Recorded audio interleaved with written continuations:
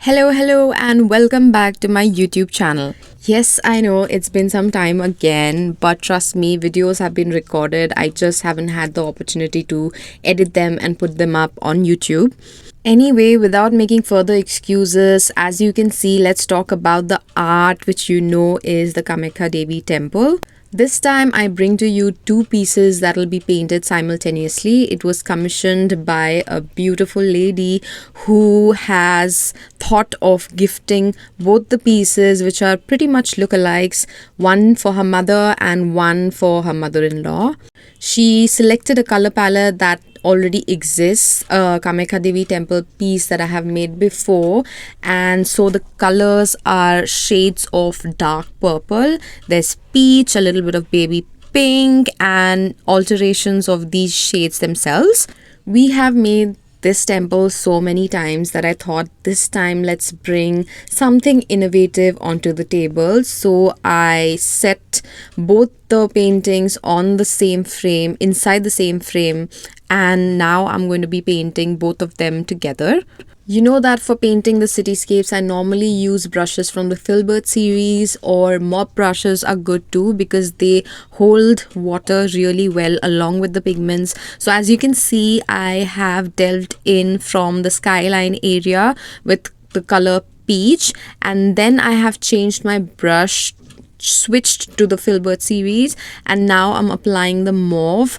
The first color hasn't dried yet, and that is exactly when I have applied the mauve and allowed them to blend beautifully onto the paper itself. And that sort of also the technique that I'm using here sort of inclines the paper a little bit, which allows the water to float downward. It automatically does the job for you. You do not have to work as hard for that. All you have to do is just tilt the paper, and the water flowing downwards will already combine two or more colors that are onto the paper. I won't lie, handling these two paintings were like handling two babies at the same time. It was difficult. It felt like most times while one was being set and colored, the other was drying up, so I had to hurry. It was a little chaotic, and perhaps I will not do this again. I'll just pay attention to one painting at a time, but it was a fun experience. I will not lie about that either. So here currently only two colors are at play, a light mauve shade and a peach shade. And you see how I always strip the water, but never mind, you always have your cloth, so clean it up, or your tissue roll. The doodles were also made back to back, and so I thought let's paint them all at one sitting.